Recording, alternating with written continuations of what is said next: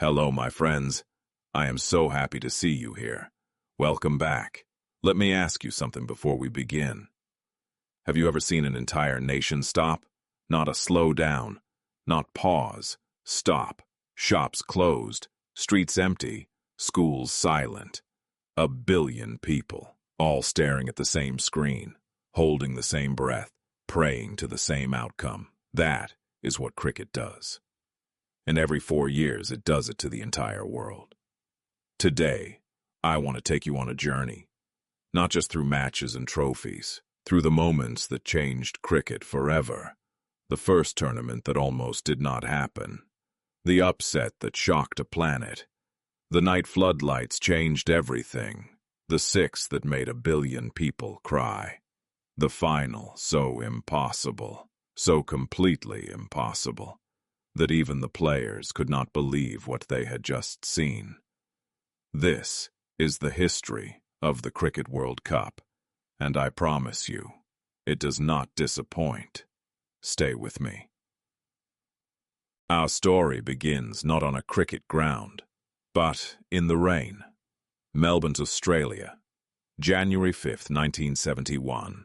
A test match between England and Australia has been washed out for 3 days. The ground is soaked, the crowd is frustrated, the administrators are desperate.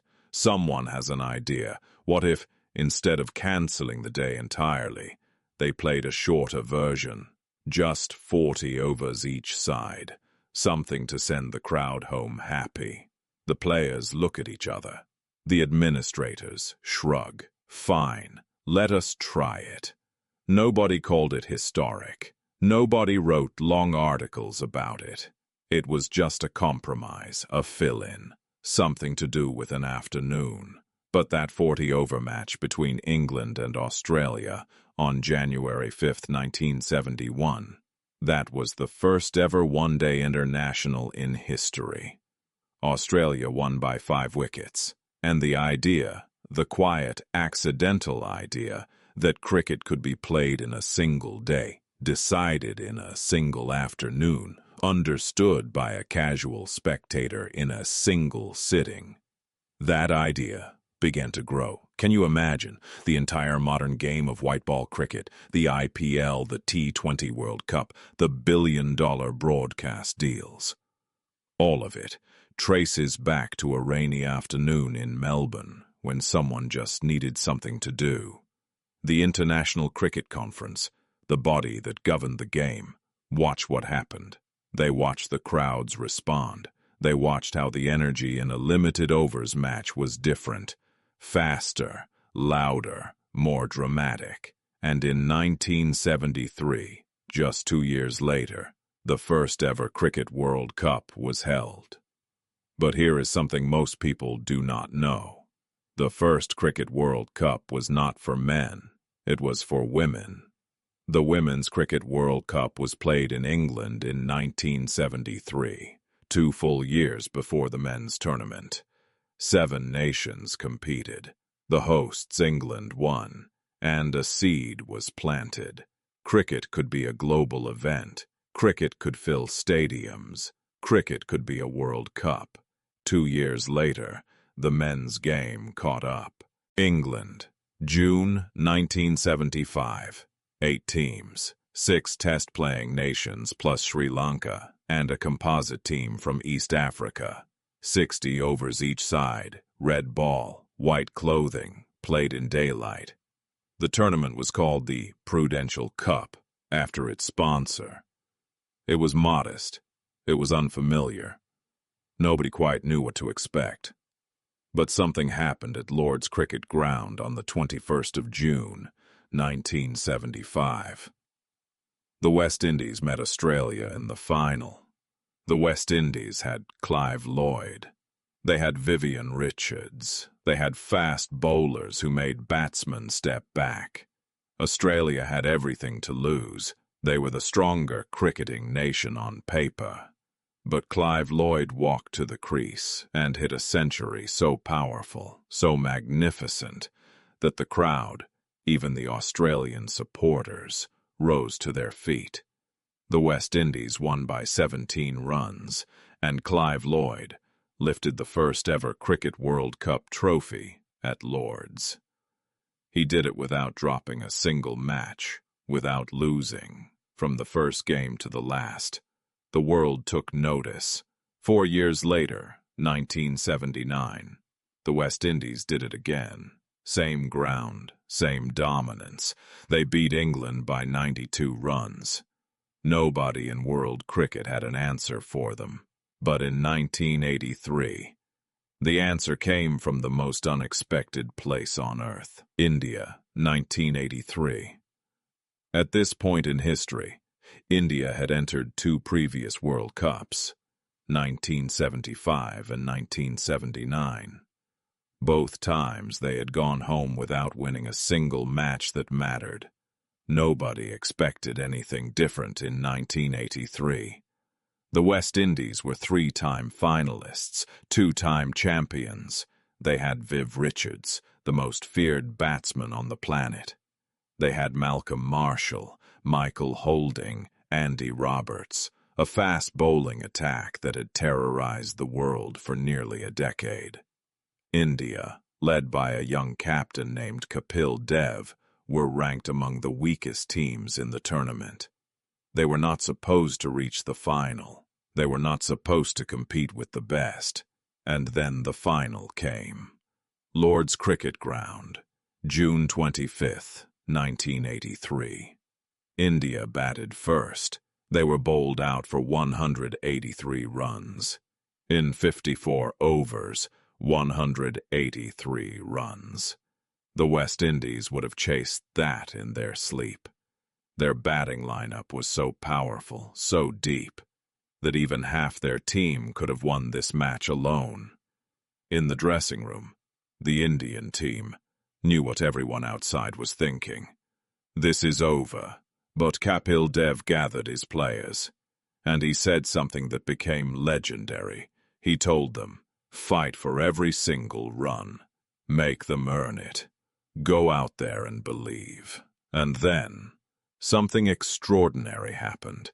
The Indian bowlers, Madan Lal, Mohinder Amarnath, Balwinder Sandhu, started taking wickets. Viv Richards was bowled. The crowd could not believe it. Clive Lloyd was caught. The scoreboard flickered. 66 for 5, 1 by 1. The greatest batting lineup in the world, falling. West Indies were all out for 140. India had won the Cricket World Cup by 43 runs, the team that was not supposed to be there. Playing in a final nobody thought they could reach. Against opponents nobody thought they could beat. Kapil Dev walked up to the Lord's balcony and lifted the trophy above his head. In India, a nation stopped. But here is what that moment actually did. It did not just win a trophy. It changed an entire country's relationship with cricket. It ignited something. It told 1 billion people that their sport, their game, belonged to them too. A young boy named Sachin Tendulkar watched that final on television. He was 10 years old. He decided then and there what he wanted to do with his life. The World Cup finally left England. For the first time in 12 years, it traveled. India and Pakistan co-hosted. The overs were reduced from 60 to 50, and a new era of one-day cricket began. Australia won it, beating England in the final, and a pattern started to emerge. The game was evolving, faster, more tactical. But 1992 was when cricket looked in the mirror and decided to become something completely different. Australia and New Zealand. February to March 1992. The administrators sat down and made decisions that would define the next 30 years of the sport. Colored clothing. For the first time, teams would wear national colors instead of white. Suddenly, cricket was visual, vibrant, alive on television in a new way. White ball. Instead of the traditional red cricket ball, a white ball was used. Easier to see under floodlights against colored clothing. Night matches. For the first time, the World Cup was played under floodlights, stadiums glowing, cricket at night. The sport had become entertainment, and South Africa, banned from international cricket for 22 years because of apartheid, returned. Their first match in that World Cup was a moment of something bigger than sport. A nation that had been isolated, punished, kept out, walking back onto the world stage in national colors under floodlights, cheered by crowds who understood what it meant. The 1992 World Cup was a revolution, but it also produced one of the most controversial moments in World Cup history: the semi-final, England versus South Africa. South Africa needed 22 runs from 13 balls. Difficult but achievable. Possible. They had the players to do it, and then it rained. Play was stopped, and when it resumed, a rain calculation system reduced the target. South Africa now needed 21 runs from one ball. One ball. The stadium fell silent. The South African players looked at each other. The scoreboard showed something that made no sense, something that violated every principle of the game. Pakistan went on to win the tournament, Imran Khan lifting the trophy, the oldest World Cup winning captain at 39. But the image that stayed was South Africa, walking off the field, eliminated by mathematics. The cricket world promised itself, never again. A new rain calculation system was invented, the Duckworth-Lewis method, and it changed the sport forever. India, Pakistan, and Sri Lanka co-hosted, and Sri Lanka arrived with an idea that nobody had seen before. Their openers, Sanath Jayasuriya and Romesh Kaluwitharana, had been given a simple instruction from Captain Arjuna Ranatunga: attack from ball 1, not after 10 overs, not after settling in, from the very first delivery. Against India, they scored 117 runs in the first 15 overs alone. Against Kenya, they posted 398 for 5, a world record for ODI cricket at the time. The tournament's leading run scorer, Jayasuriya, smashed boundaries before most teams had even reached 50. The cricketing world had never seen this before. The pinch hitter, the power play assault, the psychological destruction of an opponent's confidence before the game had barely begun. Sri Lanka reached the final against Australia. Nobody had won a World Cup final chasing before. Sri Lanka chased. Aravinda de Silva walked to the crease with 2 wickets already down. He played one of the great innings in World Cup history, 107 not out. Calm, precise, unstoppable. Arjuna Ranatunga hit the winning runs. Sri Lanka, a small island nation of 20 million people, were World Cup champions, and aggressive opening batting became the new template for one-day cricket across the entire planet. England hosted. Australia arrived. Steve Waugh's team, ruthless, disciplined, prepared for every condition, every opposition, every moment of pressure. They did not lose a single match. They won the World Cup. South Africa, Australia again. Ricky Ponting's team, unbeaten through the entire tournament. Ponting himself hit a century in the final against India. Australia won by 125 runs. West Indies, Australia, again, unbeaten. Adam Gilchrist, a wicket-keeper batsman who had redefined his position, walked into the World Cup final against Sri Lanka and hit 149 runs off 104 balls, with a squash ball hidden in his batting glove. The fastest, most brutal innings in a World Cup final. Australia won their 3rd consecutive title. In the history of the Cricket World Cup, no team had ever won 3 in a row. Australia had done something the sport had never seen, but in 2011, the wheel turned. India and Sri Lanka co-hosted the 2011 World Cup, and India arrived carrying something that had nothing to do with cricket statistics. 28 years of waiting, since Kapil Dev lifted that trophy at Lord's in 1983.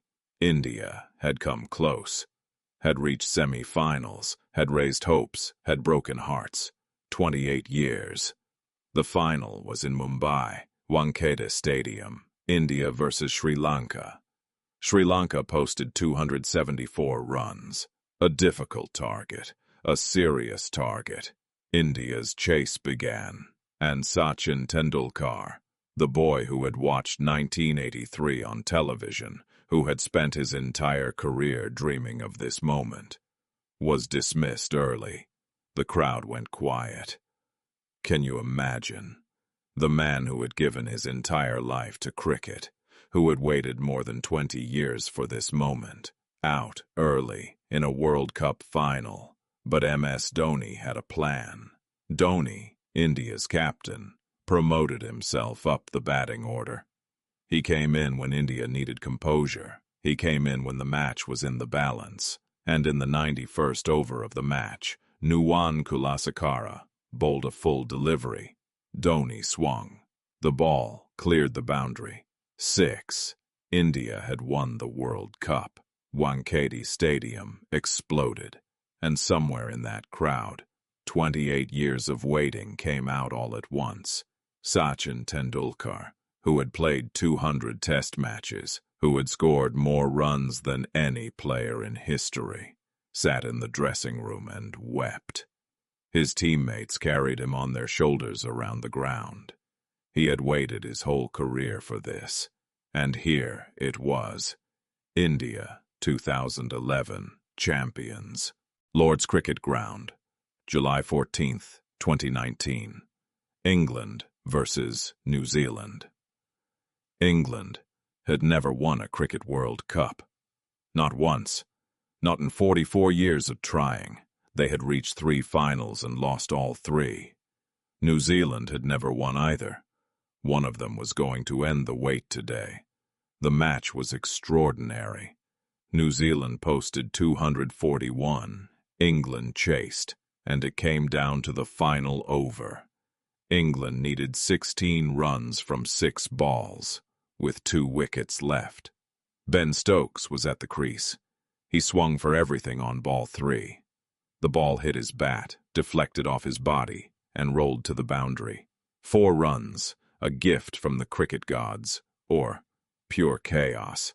Nobody quite knew which. England tied the match. Super over, 3 balls each. Both teams scored 15 runs. The super over was tied, and the match was decided, for the first time in World Cup history, by boundary count. Which team had hit more boundaries through the entire match? England had hit 16. New Zealand had hit 15. England won. Ben Stokes fell onto his back in the Lord's outfield and stared at the sky. The crowd erupted. 44 years of waiting. Over. But the New Zealand players who had played every ball of that match with everything they had, who had given nothing less than their best, they had lost. Not through failure, not through collapse, through a rule nobody had ever heard of, applied in a situation nobody had ever imagined. The cricket world watched, and then changed the rule. Super overs would now continue until a winner was found, but the image remained. Ben Stokes on his back, looking at the sky, at Lord's, in a final that no one who was alive that day will ever forget. India hosted the 2023 World Cup, and India arrived again, carrying the weight of expectation, unbeaten through the entire tournament. 10 wins from 10 matches. Rohit Sharma, Virat Kohli, Mohammad Shami with his record wickets. The home crowd behind them at every venue. The final was in Ahmedabad, Narendra Modi Stadium, the largest cricket ground on earth. Australia, the underdogs. 2 defeats in the early stages. A team that had scraped through, rebuilt, found their rhythm. India scored 240. Australia needed 241. Travis Head walked in and hit 137 runs. Australia won by 6 wickets. India, unbeaten for the entire tournament, had lost the final. Australia had won their 6th World Cup, a record, a number that no other team in cricket history had reached. And once again, the tournament had delivered its oldest lesson. In cricket, nothing is guaranteed. Not form, not momentum, not home advantage, not even a perfect tournament record. When the final comes, it begins again at 0. Let me bring you back to where we started. A rainy afternoon in Melbourne, 1971, 40 overs, an experiment, something to fill the time. Nobody planned for this. Nobody designed the journey that followed. The West Indies dynasty, Kapil Dev's miracle, the colored clothing revolution, Sri Lanka rewriting the rules, Australia's 3 in a row, Dhoni's 6, Ben Stokes on his back at Lord's. Each generation of cricket produced a World Cup moment that will never be forgotten. And through all of it, through every format change, every controversy, every rain interruption, every impossible finish, the tournament kept growing. 8 teams in 1975, 14 in 2015, now 10, and from 2027, when South Africa, Namibia, and Zimbabwe co-host, the World Cup will expand to 14 teams again. More nations, more stories, more moments that the world will remember. But here is what I want you to understand, my friend. The Cricket World Cup is not about statistics. It is not about records. It is about what happens to human beings under the highest possible pressure. It is about the boy from a small island nation who believes his team can beat the unbeatable. The captain who looks at his team and says, "Fight for every run." The batsman who swings at the final delivery, knowing that the whole country is watching. It is about the moments when sport becomes something larger than sport. When it reminds you, whoever you are, wherever you're watching from, that the impossible is only impossible until someone does it. Kapil Dev did it, Dhoni did it, and every 4 years, someone new steps forward. Someone nobody expected. Someone who has been waiting their whole life for this moment, and the whole world watches together. That is what cricket does, and that is why, 50 years after that first Prudential Cup in England, we are still here, still watching, still holding our breath. Now I want to hear from you. Which moment from this history surprised you most? Was it the accident in Melbourne that started it all? Was it 1983 and Kapil Dev's impossible dream? Was it the night South Africa needed 21 from 1 ball? Was it Dhoni's 6 in Mumbai? Or Ben Stokes on his back at Lord's, staring up at the sky? Leave your answer in the comments. I read every single one, and thank you, truly, for walking this journey with me today. I will see you soon with another story.